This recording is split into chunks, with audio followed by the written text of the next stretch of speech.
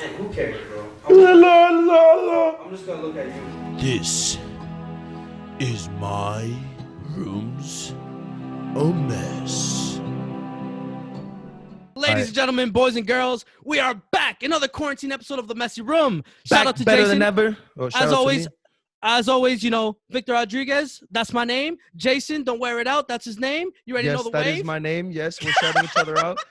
Thank you for watching The Messy Room. Welcome back. We're back better than ever because we're always getting better. And this week, Boom. we got a special guest for you guys. Oof. This man is the epitome of what The Messy Room wants to represent. Tell him, Jay. Tell him. This man has gone out and really, at such a young age that he went out and tried to make change in his own city, got a job on the school committee so that he could try to make active change in his city. This man, bro, this is, I always talk about how politics is important. And this man will talk about it and show you how important that shit is. Ladies and gentlemen, this man is a beast. I call this man Julius Caesar. Ladies and gentlemen, here is Julio Hernandez. Woo! What's up, guys? Yeah. Thank you for having me. Hey, welcome to The Messy Room. Bro, welcome to The Messy Room, brother. Glad How to you be doing, here. bro? Glad to be here. Good. Bro, Staying man. quarantine, taking this day by day. Yeah, Every bro. day. Bro, I tell you, bro, that's all that's all I talk to Jason about. Be like, damn, bro, I'm telling you, bro, I'm worried about my mom, bro, this and that, bro. I'm like, yo, I'm not leaving my house, wait, bro. that is not all you talk about, bro. When I'm talking to you, be like, yo, bro, I'm trying to think about some cupcakes and cookies and shit, bro. What happened? What happened to fighting your little brother, spearing your little brother? Oh, yeah, bro. I'm telling you, ladies and gentlemen, bro, like, I love my little brother. And tomorrow's his birthday, bro. You know, shout out to him, birthday. bro. Happy birthday to Manuel. Why didn't you shout him out? You're shouting yourself and me out. What the hell? Shout out Manuel. What the hell? Shout out to Manuel, bro. Happy birthday to him, bro. When he watches this, bro, he's gonna love it. But yo, ladies and gentlemen, bro, I'm telling you, I want to kick his ass every time I see him. Because, bro, I'll be all right, ladies and gentlemen, legit. I'll be like, yo, you trying to play a COD? Yeah, let's play Call of Duty. Chilling, no problem. Yo, Manuel, go take a shower. I don't want to. I'm like, dude. I'm like, yo, bro, go brush your teeth. I don't want to, bro. Like, what? Like, come on, bro. You know what I'm Vic, saying? you were bro? the same way at that age, bro. I remember you. No, bro. All right. Anyway, stop taking the spotlight. You always my fault. We got such an important figure here, and you're taking the spotlight. Julio, bro. It's an honor to have you, brother. Thank you, guys. But yeah, no, it's honor for me to be here. First and foremost, I want to shout you guys out. You guys are heading towards a year strong running this podcast. Oh man, thank you, this, bro. This is something that, you know, not just the community, but people who are watching you across the state, you know, across the country. You know, this is what we need. You know, opinions. You know, topics being discussed. You know, it's something great to be here, and I'm grateful for that. Oh man, bro. 2 minutes in, bro, and you're about to make me cry, bro. Yeah. Well, you're talking about talking about opinions that need to be discussed. You were the epitome of that, bro, on a school committee trying to make change, bro. Can you talk a little bit about that? Yeah, so I ran for office right after high school. You guys. Yeah, wait. Give me a second, bro. Ladies and gentlemen, bro, it is rare for such a young person to be like, yo, I want to be an advocate in my city and go out and try to get a job himself. It's beautiful. It's a beautiful thing, bro. It's beautiful. Let me clap you up for that one right there. Thank you. Yeah, no, it's something that was pretty difficult, but yeah, no, I ran right after high school. You know, I didn't have experience in policy making or, you know, holding an elected position, but I did have that experience of being a high school student at Chelsea High School, you know, being a student of Chelsea Public Schools throughout my whole life. And it was something that I thought, you know, it was imperative for me to bring that to the table. You know, all of us here went to Chelsea High School. Of course. And we seen a lot of things that weren't fair enough. You know, a lot of our voices weren't heard. And that was something that I truly struggled in high school. You know, I was never a perfect student. I didn't get my shit together until I was a senior in high school. And it was there where, you know, I joined law public policy. It was what we know as LPP. You know, it was a pathway that kind of gave students an opportunity to see if that was going to be the field that they wanted to head towards to, you know, in college and in life. So it was my senior year where I had these aspirations of, you know, getting into the public policy world, the political world. And that summer that I graduated, I was offered a job with Councillor Damali Vido to be her volunteer coordinator. Okay. And it was there and then where I found out that no one in my district was running for office. So I decided it was too late for me to pull out signatures and papers to get my name on the ballot. So I decided to run a write-in candidacy, so a write-in campaign. So people had to write in my name into the ballot instead of just checking it off. Hey, And I would have wrote down your name. I would have wrote down your name too, brother, for real. So it was something difficult because, I needed people to write the exact name, the exact address, for me to get those number of votes from my constituents in the 5th District of Chelsea. So I was able to do that. I didn't get hundreds and hundreds of votes, but I did get at least 73 write-in votes from the people in the 5th District, which was actually great because our voter turnout in the city of Chelsea is really low. So in my district, there were only about 200 people that went out to vote. And out of those 273 people, decided to give me a chance on the school committee, which I'm always grateful for, And my thing was that I when it comes to politics, I don't see politics as a way to, some people see it as a way to, achieve something or gain power. I see it in a way where if my voice can make a difference, if my opinions can make a difference, then I will step up to the table. And that's what I decided to do when I ran for office. And thankfully I got elected.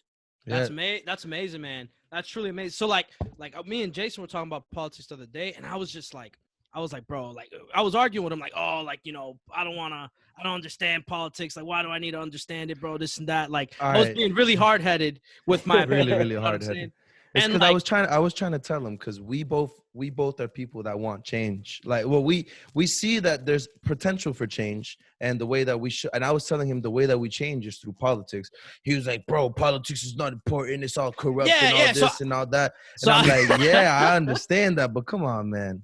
No, so I was like similar to like you were saying, like, oh, like a lot of people use it for power and stuff. That's what I was trying to get at. Like, oh, it's a power play. Like people just are just trying to convince you just to have you vote in. You know what I mean? It was never like, in my opinion. But then like Jason like talked me into it, and I was like, man, that's crazy, bro. The way I look at it is not politics. Although politics, yeah, there is people that are corrupt in there, so try to take advantage of the system and do what they can to take advantage of people. But politics is not about trying to like get power and whatever. It's about really making change and talking about things that need to be changed. See, Julio himself, bro, this man was out there made a lot of different changes. He got a outdoor graduation. He got AP students to try and go to elementary schools to help out elementary schools. So yeah, I could, I just want to start off with the outdoor graduation. It wasn't something that I did on my own. And that's the thing about politics, work isn't done by one person. It's done as a whole team. And that's one thing that I was able to do with the seniors at the time, the class of 2019. I was able to meet with them. And I remember I met with them June of 2018. Okay. So they were juniors. And I went into the classroom. Ilana Asher, one of my favorite teachers, someone who I like a lot, someone who I appreciate a lot, connected with me and asked me to come speak to the classroom. So I decided to go into the classroom. It was her AP government class.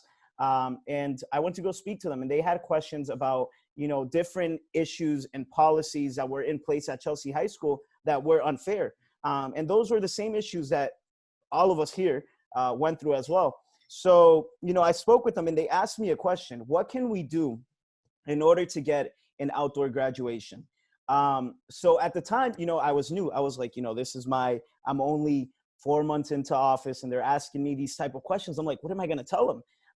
So I told them, it all starts with advocacy, no matter what. A lot of these students, what they were doing was advocating to their principal, to their teachers, and that is not the right thing. A lot of these students didn't know that they had a school committee that made all these decisions, and that, were the ones who voted on things regarding budget, regarding policies, and all that stuff. So I told them, if you guys really want a change, asking your principal is not going to help. you have to go into the school committee meetings and speak up on the things that matter to you. So I remember that following summer, there was a small break. We have a recess in the summer, a 2-month recess. But if we have to go into a meeting during the summer, then we will. But usually there's a small recess during the summer, and then we go back in August during the school year. So when we went back in August, I drew all these notes. I had all these notes and ideas from the class of 2019 that they wanted an outdoor graduation. It wasn't fair that we were sticking families into an auditorium and they were watching their kids graduate from an auditorium, because the gym was too small and they were given limited amount of tickets. So I brought all of this to the attention with the help of the students and Alana Asher. I brought it to the attention of my colleagues. When I brought this to the table, I only had 2 people out of the 9 members, including myself, supporting me with the outdoor graduation. And it wasn't until I had, I gathered up with the students and one of my colleagues, Richard Moronsky, who, also resigned. I will get to that part after.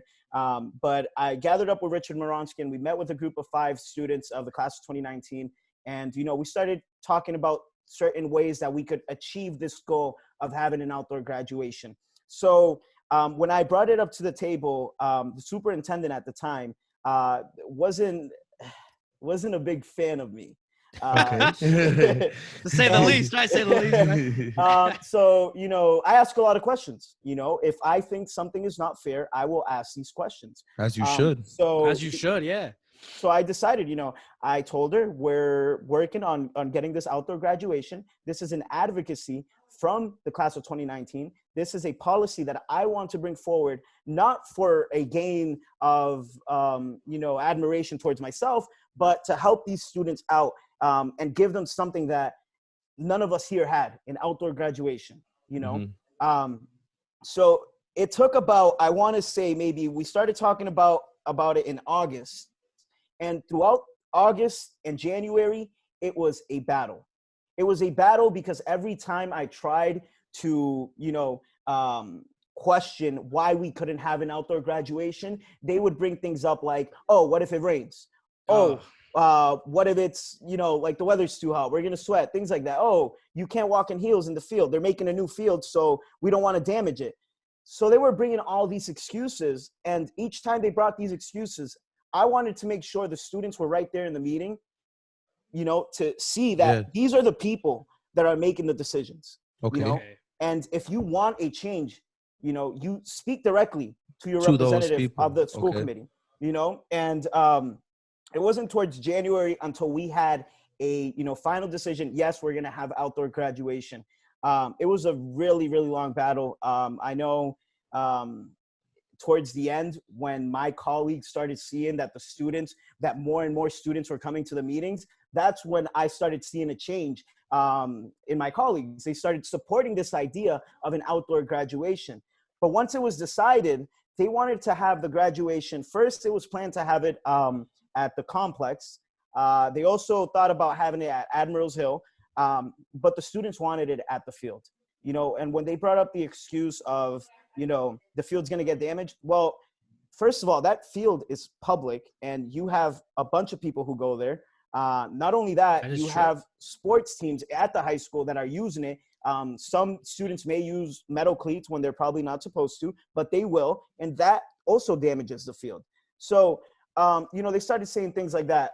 And then after that, the students and we brought it to the attention of the city council. What can you guys do in order to help us out with this?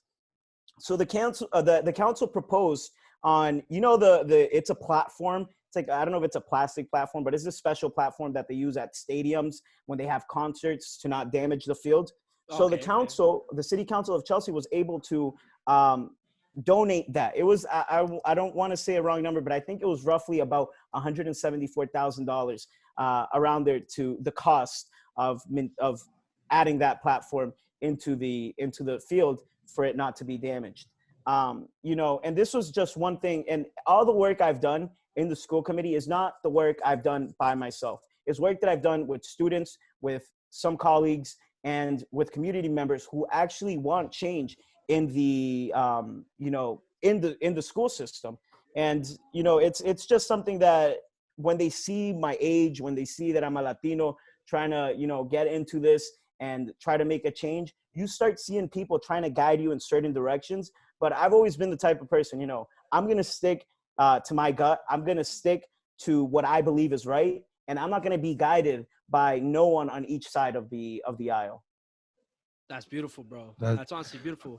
I really like how you, that's like a perfect example how advocacy for students, people that really want to see change. If they really want to see change, all you got to do is go to the meeting, talk to the government in People your that are in city, charge, yeah. and that will truly make change. Well, perfect, beautiful, man. Yeah, no. And also with the, I don't want to praise myself, for the work that I did in the school committee. But, when I was also, you mentioned the having our AP students teach courses at the elementary school. That is Mhm. something that I worked with Alana Asher. I know they did it a couple of times with some AP classes. I only took AP Spanish in high school, so I didn't really, but I know that they had it in other classes. But that was something that the students at the high school wanted to do, And again, when I first brought it up to the superintendent's attention, at first it was ignored. And then when I seen that nothing was in the talks of it, I decided to bring it up again at a meeting. And fortunately, what happened was that towards the end of the school year, they were able to teach some courses. The AP students were able to go to the elementary school and teach some courses. It wasn't just like create a project. I don't know what was the exact curriculum, but this was something that these students actually wanted to do. There was back in last year, we were going through budget cuts. And Okay. this was back in February, right? And they wanted to cut off the French department. And, the students didn't want that. We weren't going to offer just Spanish as a language for kids to, go to class to. We wanted to offer more than one language. So when that was brought up, cutting off the French department, that was something that impacted me a lot because I took French.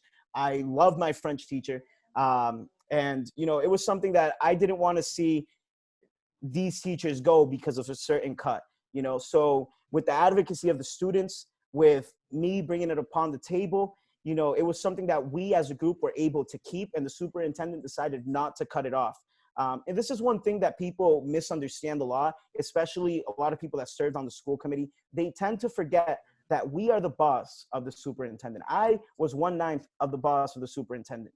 We're not supposed to just vote yes, yes, yes, let's not have a discussion. We are supposed to vote on things where we have discussions. We are applying every single communication across the aisle into the discussion. That way, we can move forward with whatever issue we want to put in place.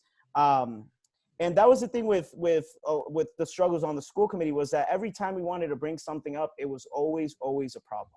I don't want to say a problem, but I would always get questioned. And I would ask myself, why am I getting questioned for something that's going to benefit the students? And we seen how they cut off the I don't know if you guys knew, but last year, the beginning of the 2018 school year, they cut off the business department. And we talk about, teaching our students things that they will need in after high school. When we cut off a business department, we're no longer teaching these students, entrepreneurship skills. We're not teaching them, how to be good, how to finance your money and how to be good administrators. We're removing that, and we're just giving them, more courses that, are more reading. And it's just, for me, it wasn't fair that they were cutting off these departments. I didn't learn how to do how to go and do my own taxes or, things like that until I was out of high school. These are things that we're supposed to be teaching our students, how to be good administrators when it comes to financing your own money. And that's the thing about the school system. We have to offer more things that students are going to be attracted to. We see how the Northeast Vocational School has shops, where students could go, if they want to be a plumber, if they want to be an electrician, or if they want to be a nurse or a dental hygienist. And they have their choice. And they have their choice. If we had something similar in Chelsea, we would see more students, wanting to come to school, being, they'll have the opportunity to, be someone. if we definitely just agree, if bro. we just throw courses and courses and courses, not all of us are the same. You know, some of us could get through it with the readings and with all the, you know, math tests and all that. I was never a perfect student. I wasn't, you know, and I didn't have horrible grades either. You know, they were just average. I knew I could have done better, and it wasn't until senior year till I did do better. But like I said, you know, it's not fair that we keep on cutting these courses, but yet we are applying other things that are benefiting, I want to say, administrators. Because when I was when we were talking about the in the budget meetings, I seen that they were adding more and more administrators year by year. Okay. And It's it was actually something you brought up, right? and it was something, In a meeting. yeah, it was something that I did bring up in a meeting. You know, I questioned the superintendent, Mary Burke, and I asked her, you know, if our enrollment is going down, then why are we adding more and more administrators? But Yeah. So cutting off this is teachers? enrollment of students, right? Enrollment of students. We're losing most of our students to cities like Revere, Lynn, you know, where rent is cheaper than Chelsea. So it was a battle on the school committee. It was a huge battle. You know, it was a big headache, not because of my constituents, because my constituents were the reason why I kept on going. It was a headache because of the people that I was working with. Not all of them, because some of them were pretty good people, and they did, you know, put in the work and showed up to meetings. But a lot of these, some of these members were just there, in my opinion, because, you know, it just looks better in their resume, or it's a career where they could, you know, just go step by step climbing the political ladder. That's how I seen it. Okay. Okay. Yeah, I definitely so like just to like bring it back to the idea of like where students have a choice in classes they take, and so a reason why I loved school because I got to show my friends and stuff, but I'll say like a reason why I didn't like to go to school because I was in classes that I didn't like to do. I was in classes that I didn't care about. You know what I mean? I didn't find an interest to go. So like I was that student that was, you know, I wasn't like, you know, a dickhead to my teachers, and I wasn't like talking back or nothing, but I would fall asleep in the back of the class, or I would skip class because I was like, why do I need this? You know what I mean? And I definitely agree with you. In like, if I had a choice, I think I would have engaged in school, like high school. I'm talking specifically in a more like not aggressive, but in a more just like where I would have been actually wanting to go, like for the education, not for, you know, not for like fooling around with Jason and roast sessions in the cafeteria. You know what I'm saying? Which were fun. Those were funny. I think I sat in a couple of those tables when you guys would roast on each other. Yeah, you know what I mean? But They just go around in circles, bro. But I feel like if I learned stuff like finance, or like if I learned I don't know, like wood shop or something, stuff that interests me, you know what I mean? Like I would have been more like, I would have wanted to go. But like when you give me a class, like I liked playing guitar. I'm not knocking the guitar, but like when you gave me a class, like a choice to either pick guitar or like a computer class, you know, I was like, nah, I might as well take the guitar class, you know, so I could fool around. That was my thought process, instead of being like, this, you know, a class that I want is, oh, this is the class I want. It could help me in the future. It was like more of a class that, you know, oh, my buddies are taking this, so I'm just going to take it because whatever, you know? Yeah. So I definitely agree with, I wish I had a choice, bro. Yeah. And So that's, yeah, go ahead, Jason. I want to agree with both of you, but I also want to disagree, because I do feel to some degree, students should get a choice in what they get and what they get to learn, because if you get a choice, then you are the captain of what you're learning. But there are things that then will go neglected if you do that. If you just tell students, all right, pick whatever you want to learn, then maybe stuff like chemistry and physics and math, which are usually the which subjects you love. I know you love. Yeah, which are usually the subjects that get neglected, will get neglected. No. I understand. I believe, you know, I agree with you. I totally agree with you. There should be a limit. You know, we obviously don't want students just taking, finance, piano, and just elective classes. But, you know, there should also be a limit. I remember going to my guidance counselor and, you know, telling her, I want to switch out of this class. But then the classes they were offering me were like, what am I going to do with reading a book and then watching the movie? I forget what class that was. I think it was. Page to screen, bro. I took that class. You know what I did? I slept in the back, bro. So it's like not Mr. Sargent. I took that class from Mr. Sargent. I ended up taking it, but not to bash on those type of classes. But, you know, when we're not offering classes for all of our student population, and we're just offering classes for some of our student population, then we are neglecting the fact that students who have a harder time, learning in class and, being more attentive, we're neglecting their decision of wanting to take a class that's actually gonna, fit their criteria of what they want to do. Listen, I do agree. All 4 core subjects should be taught, and there's no reason why that should be removed. All 4 core subjects: science, math, history, and English. I do believe that. My favorite classes were always English and history, as you can see, being where I am. But Mine were math and science.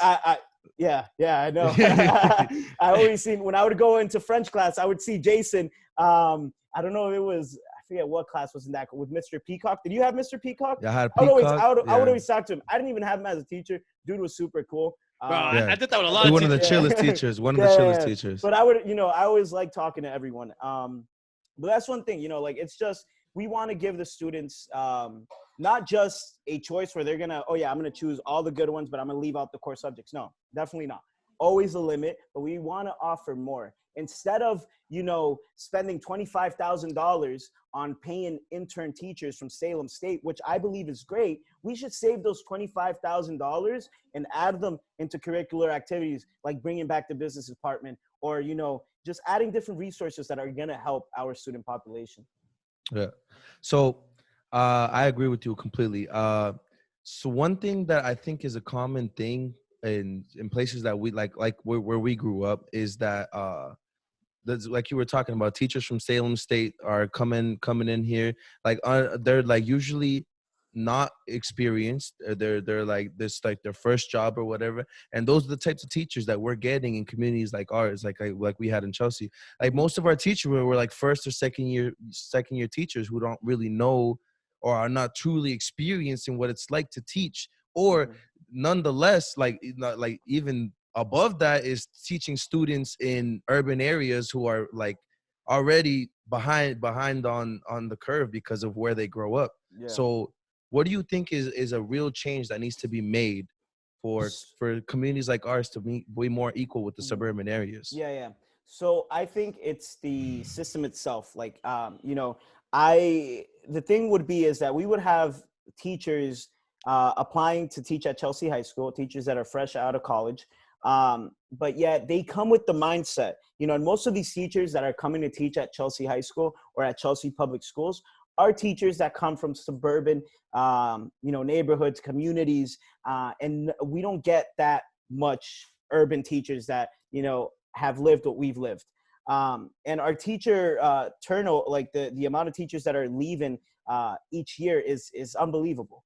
And it's a struggle to keep our teachers. But then again, we have to set certain requirements of the type of teachers we want to bring to Chelsea Public Schools. We just can't get someone who's, like I said, graduated straight out of college, and wants to come teach here at Chelsea High School. Like it can't happen. It may happen. You never know, but it's rare. That's why we see these teachers after 1 year, they leave. After 2 years, they leave. And it's the way the system is set up. I did hear, it's a certain contract. I don't know too much details about it because when I was in the school committee, we didn't deal with the teacher contracts. That was a whole separate entity. Okay. But there's certain contract that the teachers get. You're here for 3 years, and if we don't like how you're doing after 3 years, you're getting booted out. And a lot of these teachers, if they like you get tenure, right? Yeah, you get tenure. Yeah. And a lot of these teachers that were getting booted out were actually pretty good teachers. But can I say something real quick? Yeah, go ahead. One of my favorite teachers, my AP chemistry teacher, Chakabori, that I had at the time, who like literally gave me the love of science that I have right now, was booted out because she didn't want to teach the way that they wanted her to, which I think is just terrible, bro. Because she taught in a way that she made it fun for us and love, and we truly fell in love with that kind of stuff. Mm-hmm. I don't know. That's something that hit me personal right there. And that's the thing. And it's not only, and during budget season, that was one of the most frustrating things. It was voting on a budget that did not reflect the views of our student population. When we were cutting off 50 teachers across Chelsea Public Schools, that's that's not a small number. That's not a Mhm. small number. They were cutting. I remember during my last budget season when I was on the school committee at Chelsea High School alone, they wanted to cut over 11 teachers.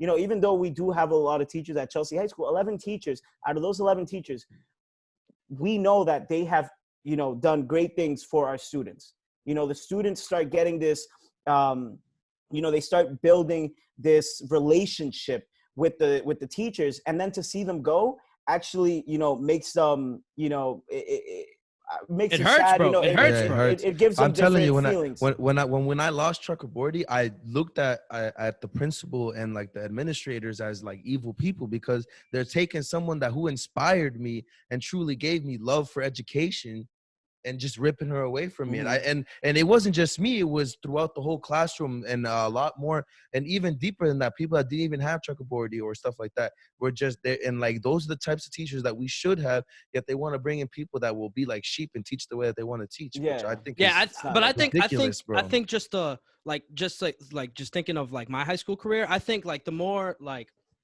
regimented a teacher was, like just the more like they just taught by the book and stuff, the more I was uninterested. But then when I It's had, boring, it's bland, like, it's a book. I'd Yeah. rather read I might as well be reading the book. yeah, and like I felt so I did LPP too, law and public policy, like Julio, and I'll just say like a thing that I loved about, so I knew I wasn't gonna be in law or politics or anything. I knew that, but I just loved the teachers, like I remember at the time when I was a junior going to senior year and I signed up, I remember we heard Miss Tobar was going to be a teacher, and I had her for 3 years, and she made history for me fun. She showed videos, and she was, very like, uh, I don't know. She was just awesome, bro. She was awesome, and I always wanted to be in that class. Like Miss Barledge, I always wanted to be in that class. And it was English, and I always was like, oh, I hate English. It's just reading and writing. But they made it fun. And they made it awesome. And when I think of like teachers that I think back on, I always think on the teachers that made it interesting and made it, made us like feel like we were a part of something. We weren't just like sitting in a class writing notes. You know what I'm saying? They got us engaged, bro. That's what I was trying to say. Yeah. The teachers that were very engaging. I feel like thinking back to my, like, I always think, like, I always say like, oh, I wasn't the best student or whatever. But like, yeah, but like the times that I did love school was when, it wasn't so regimented and it was kind of loose and it was kind of just like, they understood, you know what I mean? Like, and it was awesome that way. That's just my opinion. I think like the regimented style, like where they were trying to implement, like in terms of the administration, like that Jason was talking about, in terms of how like they were trying to teach his chemistry teacher how to teach. I feel like that's just wrongdoing for us, bro, for the student, bro. For the student, of course. Yeah. And one thing I think as well is that what you were saying before, Julio, of how a lot of the teachers that come are coming from suburban areas, that already is a problem within itself, because usually students who are seeing teachers who don't look anything like them will not take in the information as well as if it was somebody who truly understands what it's like. So I think there really is a disconnect between how getting students like us to come back and want to teach in areas and want to teach the students and people like us. And I don't know if you have any ideas how we can make that better. So, I think that one thing that we need to do, there is this new pathway that was created at the high school, the educational pathway. I forget what's the exact name of it. It's for teachers? For teachers. So if Is you it want to is go, it like LPP? it's in the educational field. Okay. So it's another pathway. I'm pretty sure it's still there. But one thing we have to do is that we want to teach our student population who wants to head into the educational field to become teachers or administrators or whatnot. We have to teach them to come back and give back to their community. But we can't teach them that if we're, making it hard for teachers to teach the curriculum they think or they believe that will help their students. Teachers shouldn't be given a curriculum that has to be by the books. They should be given a curriculum that, they themselves could form in a way that will be interesting to the whole class, and I think to start off, it's just how it has to be the communication between administrators and teachers. A lot of teachers, not to bash on the administration at Chelsea High School, because I know the job's not easy. I know the job, it's long hours, Yeah. but they cannot take advantage of our teachers, point blank.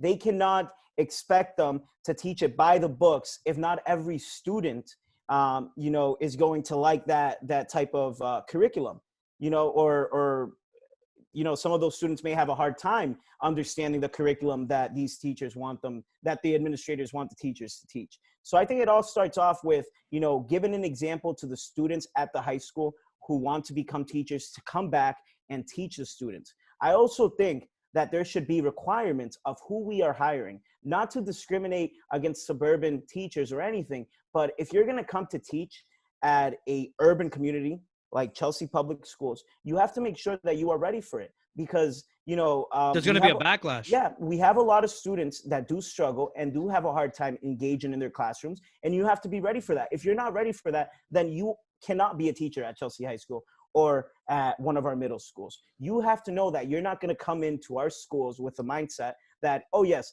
let me help all these children that are struggling, this, and that. No, you cannot come in with that mindset. You have to come in with the mindset that, yes, I'm going to understand these students. Yes, I have the past resume of, being a teacher at, a urban school system in Dorchester or, Roxbury. So I think that's what we should be looking into when we're hiring these teachers. And we want teachers to come to Chelsea, these teachers that are coming from urban communities. But when they see the numbers of the amount of teachers that are leaving yearly, I think that gives them the impression that gives them the impression that, if I go there, who knows if I'm going to last well over a year. I've seen teachers that don't even last 6 months. So it's like, me too. We have to, first show the students there that, if you do become a teacher, we want you to come back. We want you to give back to the community. We want you to give back to our students. And, that's one thing. How many people haven't graduated Chelsea High School throughout the years, but go teach somewhere else? Why? Because they see how teachers get treated. I haven't been around for almost a year and a half in the Chelsea public school system. But when I was, school committee member, I was getting calls and emails of teachers that were struggling because they weren't getting enough support from their administrators. And that it starts from the administration. I believe that the administrators that should be put in place at our schools, at Chelsea Public Schools, should not be people who are going to be, how can I say this in a way where it won't sound too rude, but they should be people that, will be themselves, that they're not going to follow this status quo of, yes, if I do this, I'm going to get this promotion. Or if I listen to the superintendent, I'm going to get this promotion. No, it should not be like that. We should be having administrators that are actually going to care and, not be afraid of speaking out against policies that are being brought from their superiors. Beautiful, bro. Beautiful. I agree 100%. Well said, bro. Well said. No disagreements there, brother. Yeah. So clearly, you know a lot about what it's like to be on the school committee and everything like that. But ultimately, you did end up resigning. So why did you even make that choice? Yeah, so it was hard. There were a lot of tensions going on the school committee. It was getting to my personal life. It was getting to me. My aunt was moving, and I was living with my aunt at the time because I was going to Bunker Hill, and it was closer from home. I didn't want to. I did not want to move out of Chelsea. I did not want to come to Lynn. I wanted to stay in Chelsea. So I decided to stay with my aunt throughout that time on the school committee, throughout that time doing community work. But it was my aunt was already moving by the summer, and I was like, I'm struggling financially, and I had to finish school. I had to focus on school. Being on the school committee took a lot of my time. And I did not mind that one bit. But I did want to focus on my studies, and I did want to, it was just a lot of things going on at the same time where I decided that I could not serve my constituents to the fullest if I'm having all of these things going on. So, I decided to resign, and it was so many tensions. One of the biggest things why I decided to resign was because people weren't showing up to meetings. And I'm not saying everyone, but some people, and they would say that they had an excuse or, you know, a legitimate reason not to come to meetings. But if you're going 2-3 months without coming to a meeting, and you're getting paid weekly, one, you're taking the taxpayers' money. Two, that's a seat that someone else who wants to do the work can take that seat, because that seat does not belong to me or any of those people serving on the school committee. You know, this type of job that some politicians consider is not, you know, promised. It's not, you know, and that's what a lot of these politicians need to understand. They stay in office for 10, 20, 30 years, and they maintain, and they're categorized in this group of, I call them the status quo, people who, they stick together. They're the old schoolers, not to like point out by age or anything, but they're the old schoolers who, who need to give other people a chance. You know, they just can't stay in these elected positions for so long. You know, again, it's not promised. It's not their seat. And that was one thing that a lot of these, that a lot of elected officials think. It's, you know, they get used to being in an elected position for far too long. And then when you see a progressive, strong candidate like Damali Vido, who I'm going to give a shout out. Damali Vido is Damali Vido, ladies and gentlemen. Damali Vido is currently one of our counselors at large in the city of Chelsea, and she is running for the 2nd Suffolk district of Massachusetts, which represents Chelsea and Charlestown. Damali is actually the one who like, you know, she was like the rocket for me to run. She for rocket office. strapped you, bro. She was like, you know, I know you can do this. You know, you're young, but that shouldn't let you, you know, not want to get where you want to get. So Damali right now, she's running against State Representative Daniel Ryan. And, you know, we need change in Chelsea. We've never had a woman representing us at Beacon Hill for the state House of Representatives. And we've never had a Latino or a Latina serving in that position. So, you know, I think during these times, what we need, you know, is getting people, progressive candidates, to get out, poll papers, and run for these positions where you have a lot of these people serving for years and years and years and aren't doing anything for the community. You know, they just get out, they go to their meetings, they vote yes, go back home. You know, it's unfair, man. It's sorry, I was gonna say it's unfair. No, so like my boss now, like the reason why like I respect him so much is because like, so he like he sat me down. He was like, you know, some people in this business are gonna want to stay on top as long as they can, and they're gonna squash anybody that they can squash.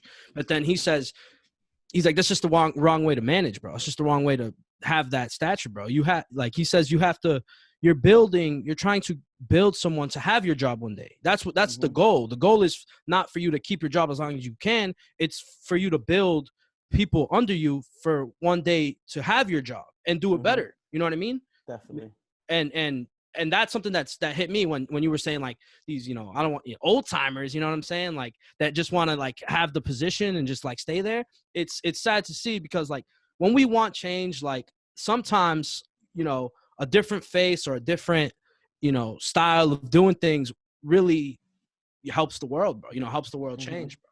Like I took a politics class this past like semester, right? And I didn't know anything about politics. Literally, I didn't even know technically, I guess I didn't know a mayor was part of government, I guess. I didn't even know that. But now I know that it all works together, you know, one thing. So one thing I did notice is that how people in the House of Representatives, they can be in as many times as they want, right? They can just keep going and going and going. Senators too. I didn't know that. Yeah, and it was a question, because obviously we have presidents now that are in office for 8 years max, and then they can't go again. One of the questions that I got asked in my class was, should there be a limit on what a House Representative or Senate or anybody in Congress should there be a limit as to how long they can be in office? You think that they should be? I do believe in term limits. I'm someone who strongly advocates for term limits. You know, let's say I'm a representative going for 8 years. You know, I think sometimes it's just, like I said, people just get used to being in this position, but term limits are important. We have the only office that I believe has term limits is the presidency. But when you look at senators, when you look at congressmen, when you look at state senators within a state and state representatives within a state, when you look at councilmen and people who are serving in the town hall, there is no term limits. There's a city councilor in Chelsea who's been serving since the 70s, believe it or not.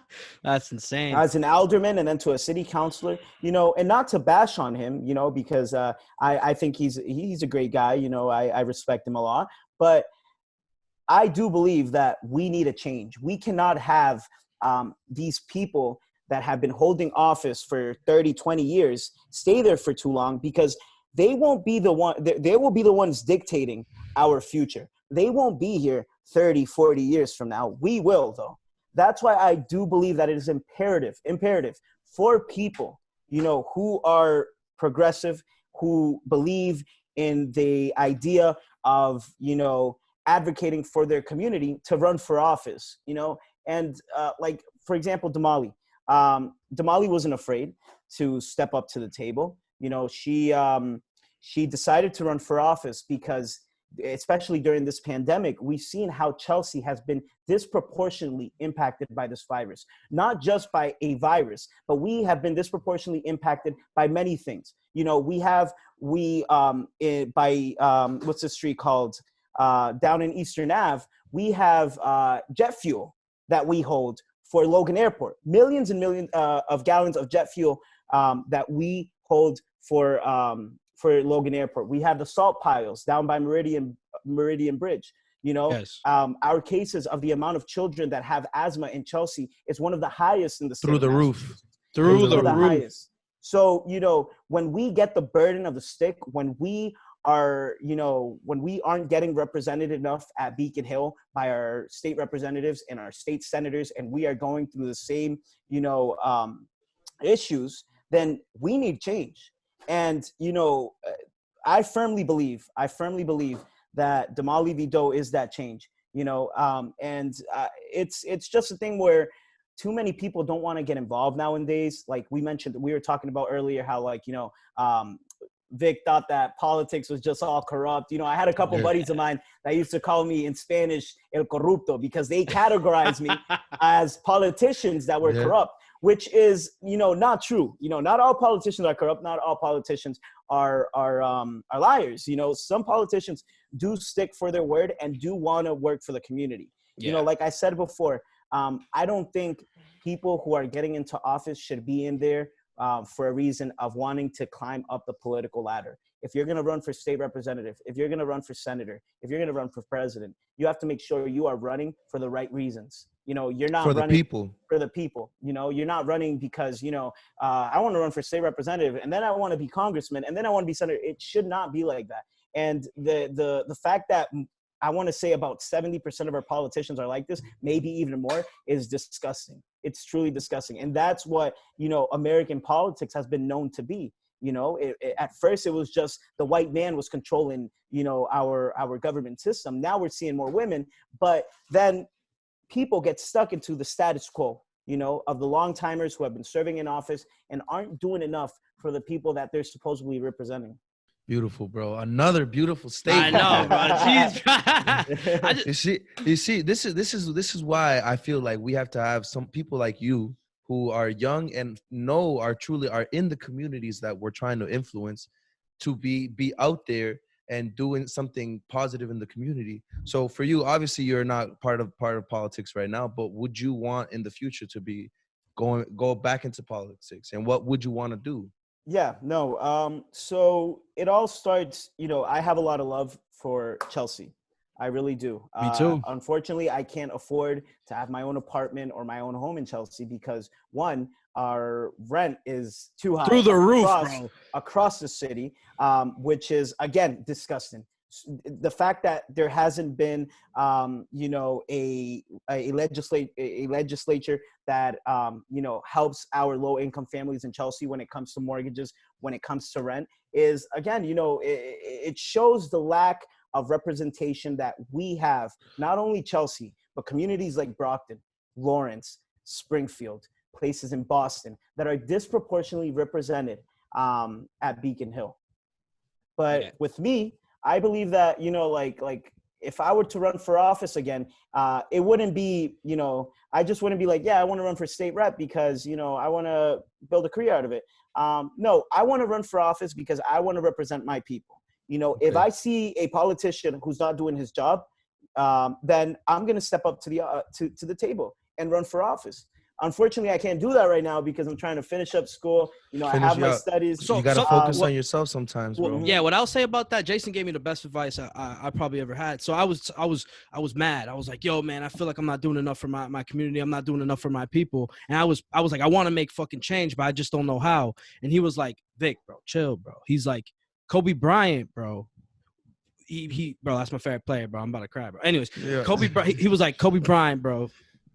He stayed after practice, bro. Took hundreds of shots, bro. Why?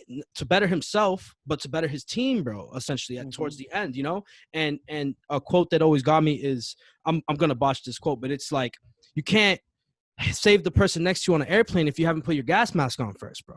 You know what I mean? So like, yes, like it's hard for you to like leave the political game, bro. You know what I mean? And I know, because I can see it in your eyes, bro. You're striving for that change, but I think it's just, this is a stepping stone that's going to get you, bro. It's going to give you your education, bro. And it's just going to help you in the future with advocating for yourself and marketing yourself in a way where you could help the community, bro. That's just how I see it, bro. So don't think of it as like, oh shit, like fuck, bro. Think of it as like it's for the good, bro. It's for the fucking good. Like Kobe Bryant taking those hundreds of shots after and before practice, bro, it's making the team better, which making is the team all better. of us. Yeah, which is all of us, bro. So don't ever feel like you're being selfish or nothing, because you are exactly where you're supposed to be, bro. And especially, yo, you're young, bro. You're literally younger than the two of us right here. Yeah, and you've done a year or two. But you still, like that 1 year, you're younger than us, but you still have done already so much more than us in trying to make change and getting students go from their school where they think they want to want to go to a community meeting for a school just so that they can fight for what they want. That's beautiful, bro, because that's the only way that we're going to teach students that they're the one that we're going to teach, not even just students, individuals and everybody in the community, that we run the community, not the people in the offices. We truly run them. The government is supposed to be something for the people, not for the government itself. Yet the way that it's been set up is those people that have been there for years and years think that they own that spot, when truly it's the people that should own that spot. It's the people seat. And, you know, that's one thing that with me, it was just like, I never imagined myself being, you know, at the time when I was serving, I never imagined myself being. Honestly, when I first met you, I would have never imagined that shit either. That's crazy, bro. So it just like came to you, bro, senior year, bro? Hand gestures and everything? Well, it was more of like, you know, when I started actually, like, you know, when I was working on my, I remember it was a UN presentation that we were having. I did that too. I think you did that too. And you know, we were representatives of countries going into a, it's like a UN meeting. I forget what it was the exact name for it. Do you remember?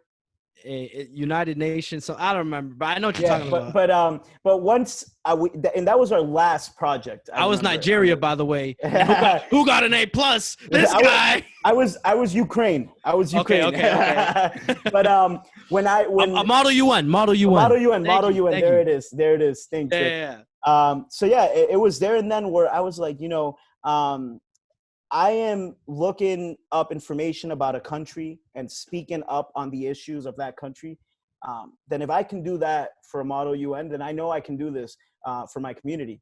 Okay. And, you know, when I started getting more involved, you know, when I was in high school, I remember I spoke with Tobar. I was like, Miss Tobar, can you get me connected to someone from, you know, the city government of Chelsea? And she got me connected with Leo Robinson. And great man, bro. I know him personally. He's a great man. He is. And then after Leo, I worked with Leo for a couple of weeks, and then I met Damali. When I met Damali, and I suggest, like I'm telling you guys, I'm gonna send you videos of Damali. She is please do. And she does care about the community. When I met Damali, I fell in love. It was like love at first sight. I was like, this is a warrior. This is my Shiro. This is the person who is fighting each and every day, no matter what altercations are coming towards her. She fights for the people.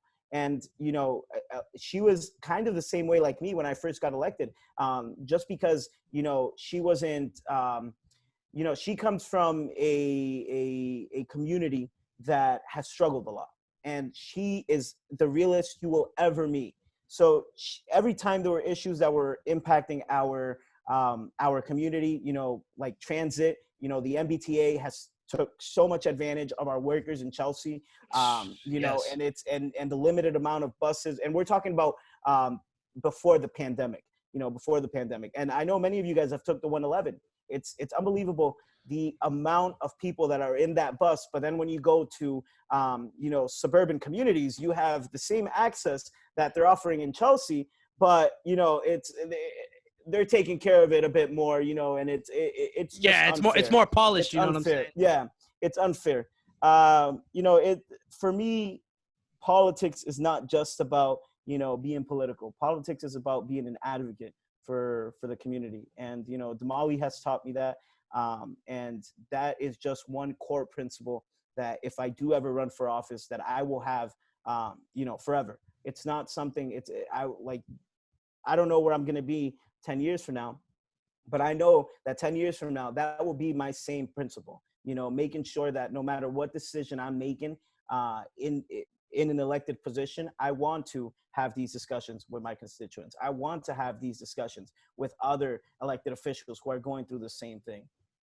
That's beautiful, bro. Like a big part of the reason why we started this podcast is because we were dying for change, bro. We want this change, and I felt like I felt like our voices need to be heard, bro. Not only ours, but other people like yours, where you can come on and speak about what you think is important too. Definitely. So like, don't get me wrong, I love talking to Jason all the time, bro. He's like a brother to me. You know what I mean? Not earlier today. Not earlier today. Whatever. Anyways, doesn't matter. You got me tight, bro. Anyways, but like, I feel like it's important to have people like you, bro, where you represent the community and you represent it really well.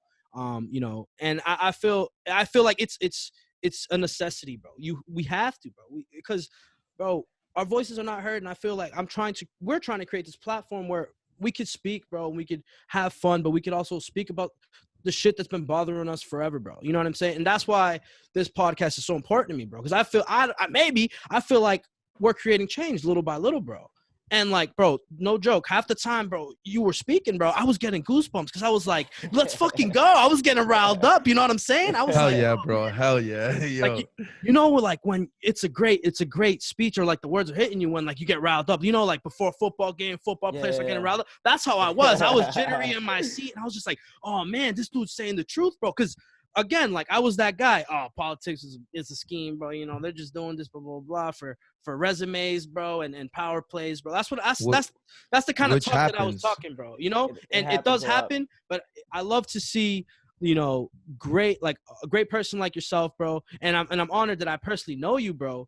And you're just creating change, and you want positive change, not for selfish reasons because it's gonna make you look good, but because it's needed, bro. And I just love that shit. Like it's awesome, bro. And I'm proud of you, brother, for real. I appreciate it. I'm super ecstatic, bro. And bro, you need a signature, bro. Victor Rodriguez, bro. Just remember that.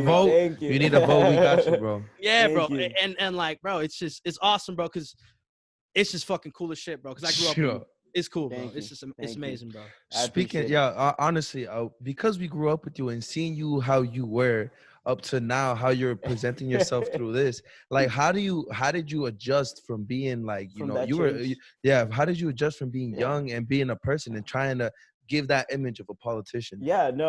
So like you guys said, a lot of you guys knew me when I was in high school, and I loved going to parties. I was a party man, I loved enjoying my time. And it was hard to transition from, living such a life. I don't want to say a crazy life, but you know, when we're in high A school, life of Yeah. freedom. a you life, know? a life like- of freedom yeah. and you know, fun things coming across the The- way. It was hard to transition from that to, you know, the person I am now. It's, you know, now like when I'm around my friends, like and even you guys behind cameras, Yeah. you know, I'm you know, I can be more. I'm not the typical politician that, you know, people will see me as. You know, I'm just this regular guy who, you know, comes from an immigrant family, a low income family who had to build their way up the level, you know, and as many of our families in Chelsea, you know, they have the same experience. So with me transitioning from the person I was to the person I am now, it wasn't difficult.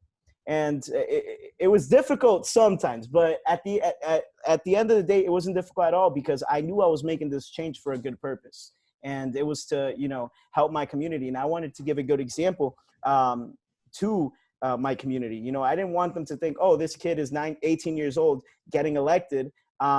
He's probably not going to take this serious. That's what a lot of people thought about me when I got into office. I had people, you know, You had that chip on your shoulder. yeah, the school committee was always divided, you know, and when I mean divided, before I got there, it used to be 8 against 1, which wasn't me. It was one of my colleagues, Richard Moronsky. But this is why elections happen. You know, when we keep the same people in office, they get used to voting yes, yes, yes, and then forget about the discussion. Let's just go home.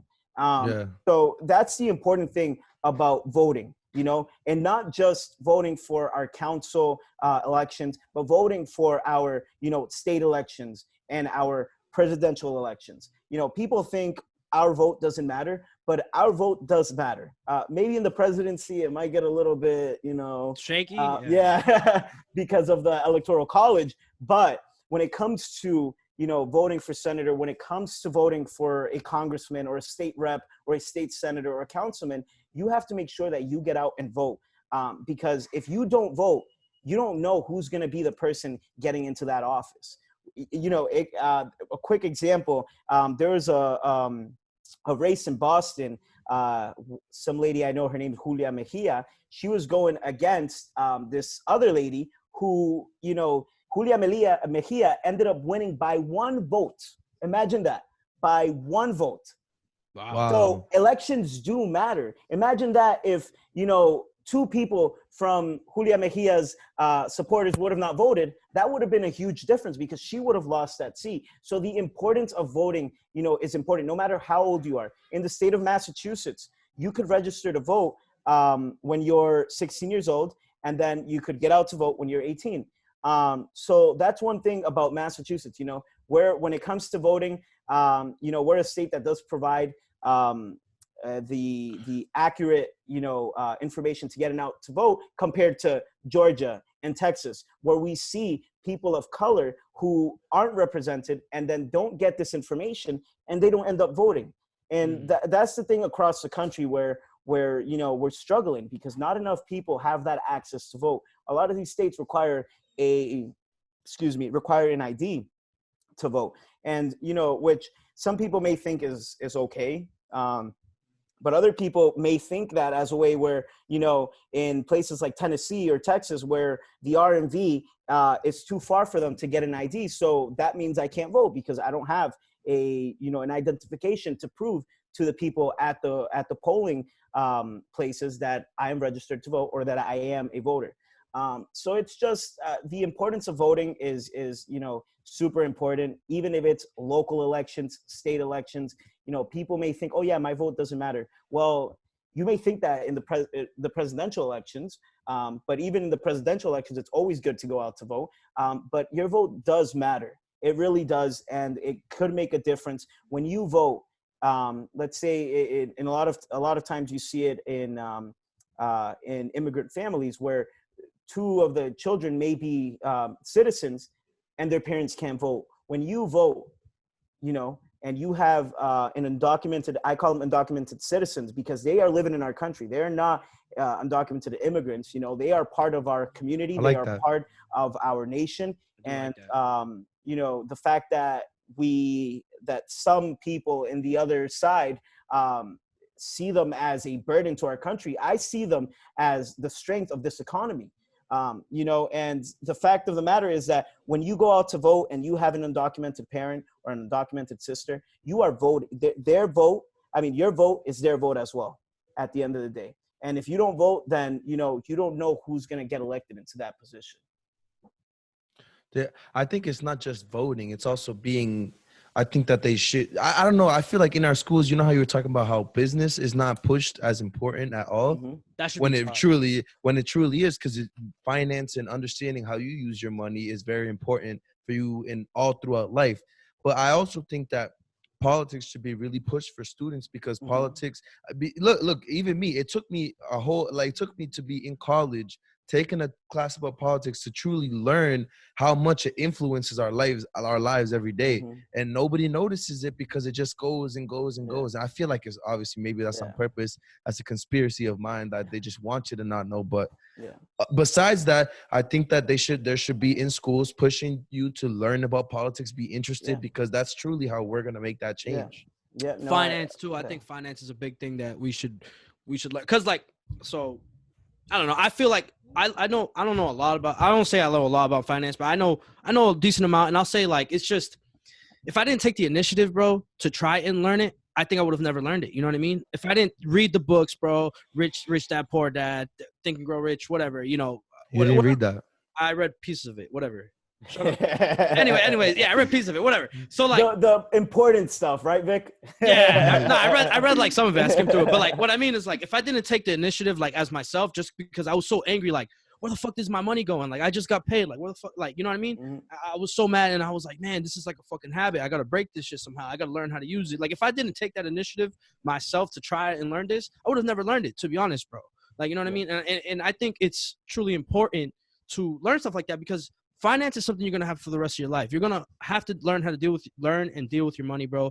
And you're gonna learn how to take, you know, have to learn how to deal with big expenses, like, for example, school, bro. like college, bro. Like, to be Buying honest, a car, buying a house, buying a house, yeah, like big expenses like that take a lot of planning, take a lot of Mhm. understanding, even what understanding. all the phrases, like what is it? I don't even know all those phrases, the acronyms that they have about loan percentages and shit. Like, none of that. Nobody teaches you none of that Nobody. shit. Even like, bro, like they like people. They don't teach you. They don't, like, speaking about politics. Like, I didn't know, bro. Literally, bro. There's local, then there's state, then there's federal. All three wrapped up together to make a government, bro. And literally, I was thinking that it's just the president and Congress, and then that's it, bro. And that's it. And that's one thing, you know, like, thankfully last year, the state legislature of Massachusetts was able to pass, you know, legislature that would include civic engagement into our schools across the state, which is something, I think the reason why we have so many people that around our age that aren't engaged as much is because we weren't teaching them that in high school, middle school. Civic engagement should start at least in elementary school. And it shouldn't be, oh yeah, with politics. It should start off by helping out your neighbor, or, you know, teaching a class that is, you know, that's going to help them, you know, understand the functionings of engaging with a community member who's struggling, or a community member who needs, you know, any type of help. And I'm, you know, I'm actually, you know, kind of pissed that, we didn't have a civics class in high school, you know, and I'm happy now that they're applying it for our, you know, students currently in school right now, which that gives hope for, you know, our future, because then, you know, they will have this idea that civic engagement is actually important, that going out to vote is actually important. Yeah, I've always said that, like, the change, in my opinion, starts with education, bro. Like, if you educate At a young age too. The Yeah, younger always. the better. The like, younger the better. if you educate like a little kid, because little kids don't know, you know, they're naive and they're open to any idea, they're open to the world. I saw like a picture today that was like it was like a baby, and it was empty, and then it was a guy, and he was like, you fill them with what you want, and there was a guy filling the baby with hate, and that's really how it is. It's like you fill the kid up with what you think is the way to live life. Mm-hmm. And Yeah, if our education gets to them first before you can ruin them, then it's better. And something that we dived in like last episode was just the idea that, like, sometimes, like, parents try to do the best for their kids, but sometimes they just don't know that they're teaching their kids the wrong shit because they've never been exposed to something like a finance class, bro. You know what I'm saying? And or a politics class or a nothing politics like that. class. So like they've been living their whole life and they think, oh, yo, voting is nothing, bro. I've never done it my whole life. Like it's not gonna make no change. Who cares about saving money, stuff like that? Yeah, you know what I You're mean? gonna Like just it just your parents' habits like trend off become to your habits. They become your habits, you know. So then you have to just try. Like that's what I always think. Like I always think like, oh, when I have kids, bro, I want to be able to teach them everything that I didn't know, and I want to give them stuff. And I'm always thinking that, bro. Even if I never have kids, I always want to like be able to supply the things that I like in term, not things I ever had. Like I love my mom, but I'm talking about things like that, like I wish I learned, bro, like in school or whatever. And that's why I'm always like, oh, I gotta learn this because one day, I'm gonna be faced with this situation, and I have to know how to maneuver, bro, so I won't get stuck and get all messed up, bro. Yeah, at the end of the day, no matter how much, how much we love our parents, we learn from their mistakes. And we want to make sure that, when we do become parents, if we become parents, we want to make sure that we are learning from their mistakes and making sure that we don't make those same mistakes with our children and our future generation. For me, my parents struggled a lot financially at one point, and that's why I believe the importance of administrating your money and any assets you have is important. And this is not something that's taught in school. This is something that, if you're going into like a business, like if you're studying for like, finance or marketing or any type of, business related field, then, this is something that you don't learn until college, and not a lot of kids go to college. So when they end up, graduating high school and don't end up going to college, they have a hard time, financing their money and, being good administrators when it comes to what they're spending things on.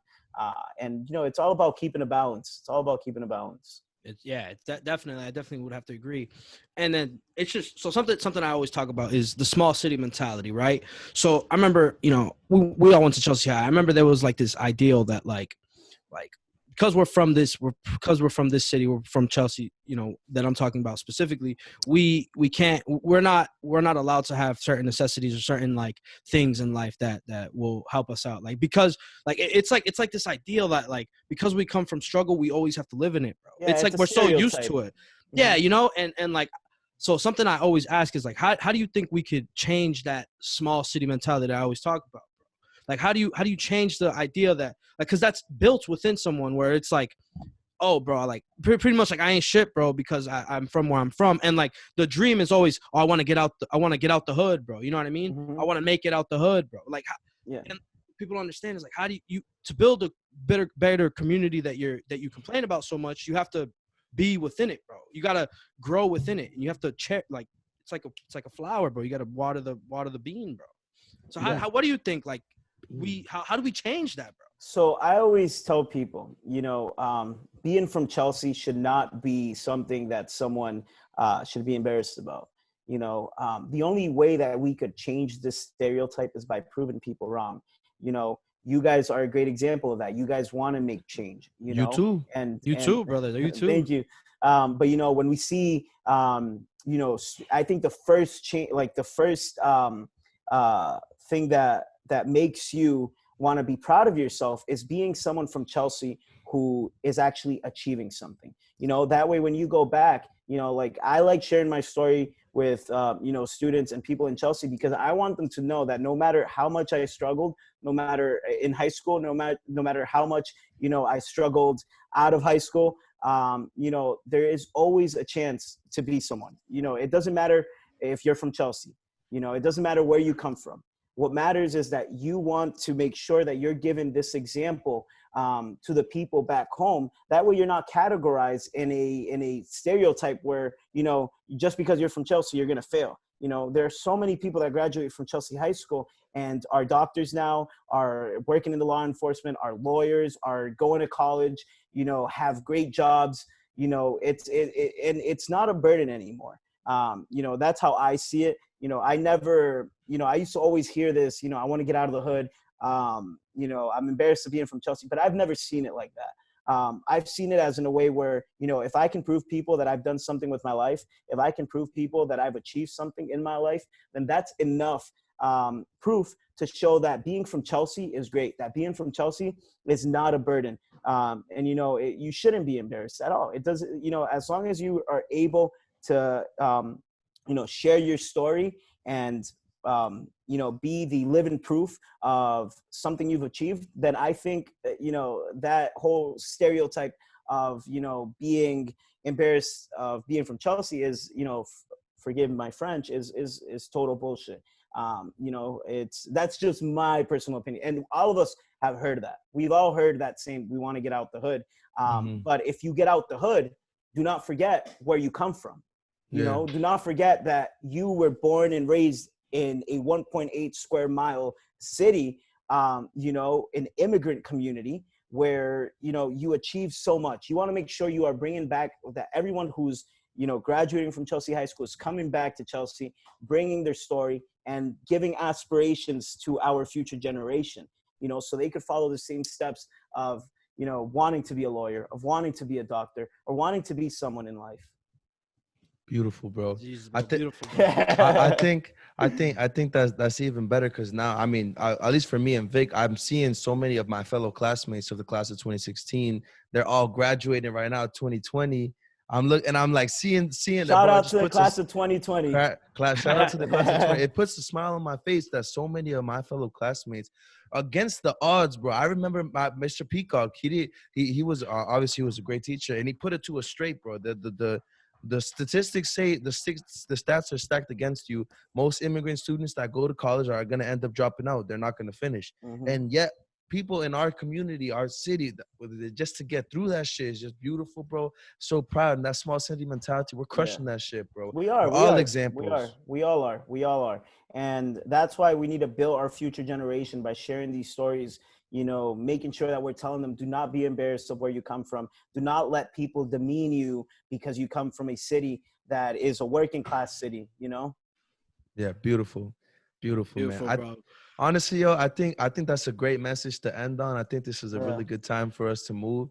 Yo, thank you for being on with us and talking about some great shit. Thank you for having me. Thank you for having me. Hey guys, when this opens up, we're going clubbing. Yeah, let's be out, bro. Let's be out, bro. For real, let's be out, bro. But honestly, but yo, thank you again, bro. Yo, you've honestly opened my eyes to a lot of things I was very ignorant about, and bro, it's just, again, like I said, bro, I can never be prouder than you, bro.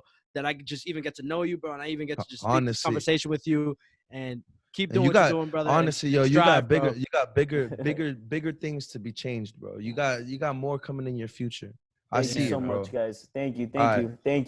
All right, yo. But you already know, after this, don't forget about me. Nah, never that, bro. Yo, Jason, take us away to the messy moment, bro. You already know the wave, bro. All right, ready, everybody? It's time for the messy moment. Whoa. Messy moment. Messy moment. Messy moment. Ladies and gentlemen, that was an amazing conversation with my boy Julio, bro. Julio Caesar, bro. Julius Caesar, bro. This man's a beast, bro. No bullshit. You probably see mad times where me and Vic are like, oh yeah, bro, because it was just awesome, bro. It was an amazing conversation. It was informative. It was just really engaging, bro. And I loved all of it, bro. And like I said, ladies and gentlemen, I can't be more prouder than this man, bro. I'm honored to know this man, and it's been so amazing. But as we get into the messy moment, ladies and gentlemen, the messy moment is a time where we just reflect and we just think about the amazing conversation we just had, and we just talk about what we think. It's either a chance for you to highlight what you thought was important or finish an idea that you think that you want to continue to talk about. Yeah. So just my messy moment in this episode is just, man, bro, Julio, how you made it clear, bro, just to be more, take the initiative to be a part of your community, bro. Like, I've voted, but I haven't voted all the time. You know what I mean? I've said I want change, but I haven't gone to those meetings and I haven't done things like that where I'm truly advocating change, where change will be made, where the decisions for change will be done, And I definitely think like it's opened my eyes to just, if I want to change or help change this community in a positive way, bro, I have to be involved in it. And I definitely want to just start voting more. I want to be more involved with local politics, as not, that's going to engage in my community, bro, that I love so much. And I definitely think it was an eye opener for me, and how you highlighted the importance of doing that and how it could truly create a change, and that's just my messy moment, bro. Thank you again, bro. And Thank like you. I said, bro, it was an honor, bro. I love you, bro. And like you Much said, love, bro, man. we're partying once this is all said and done. Definitely. All right, my messy moment is right on with Vix. I want to just highlight the story that Julio told us about getting the students to actually go to school committee meetings so that they can get their outdoor graduation. That was Like beautiful, bro. that was literally Thank you. a perfect example of how he got people who want the change to go to where they can really make the change. And like he said, he saw his fellow colleagues start changing their mind because they saw so many people there that really wanted this change. And that's beautiful, because if you want change, go into these meetings or wherever in your city, in your state, wherever you can, to go and make that change, because that clearly it makes a change. Boom. That's good. That And again, yeah, beautiful, of bro. course, bro. Thank you for coming on. Honestly, you. yo, Vic, I can't talk shit about politics. I tried to do this shit before. So this was a good chance for me for us to really talk about what is important. And real quick, you So shined thank you. you shined a brighter light on my ideals on politics, bro. I Politics, thank you yeah. for that, bro. Thank and you, I thank understand the importance of it now, bro. Thank you. Appreciate that, bro. Yeah, no. My messy moment out of this amazing podcast was being able to share my story. And it's not just my story. Many people have similar stories when it comes to get an elected position. But I also want to add, you don't have to be in a position of power or in a position of an elected or I wouldn't say an elected position in order to make change. We've seen the advocacy of the class of 2019. We've seen advocacy across the nation. For example, one that we all witnessed was, March for Our Lives, which was, students advocating for gun reform because of all these school shootings. So, at the end of the day, yes, being in a position of power or in a position where you are an elected official may have a bigger change when it comes to, solving an issue for your community. But at the end of the day, it doesn't matter. If you get a group of people to start advocating on the same issues that you want changed, then it will happen. It may be a long process. It may be a short process. But at the end of the day, you want to make sure that you are not just achieving what you want or what you think is best for the community, but you are showing that you are there and that you want your voice heard. Beautiful. But thank you so much, guys. Beautiful. I appreciate it. Thank I you for coming appreciate it. on, man. Got Yo. you, man. Thank Thank you you for having again, me. bro. Thank you for Thank having you me. again, bro. And like always, ladies and gentlemen, that's a wrap of the Like, show. comment, subscribe, Like, comment, subscribe, and comment follow some us, great shit. Our Messy Rooms. Follow us, Our Messy Rooms. Follow my boy, yo, bro. Say it, bro. Spread the knowledge, bro. Follow follow your me. Instagram. Yeah, follow you, bro. Follow you. Why not? Well, I use my Instagram. If you want to follow me, is Julius_Caesar. But I would suggest you, if you want to keep up with my political ideas and opinions, follow me on Twitter, Julius_Caesar. And follow. What's her name? And also big shout yeah. out. I cannot forget this. Please go out and vote for Damali Vido on September primaries against State Representative Daniel Ryan. This election is imperative. This election will make a true change in the city of Chelsea, a change that, we need now. And just having her voice representing us at Beacon Hill is more than enough. She has someone that has fought against, transit issues, community issues, and she's someone who actually, when it comes to Damali Vido, D, I know you're going to watch this. I love you. All right, guys. Thank you so much for having me. Shout out to the Bali. Yo, bro. Thank you again. Ladies and gentlemen, check you later. Check you later. Check you later. Hey, my guy.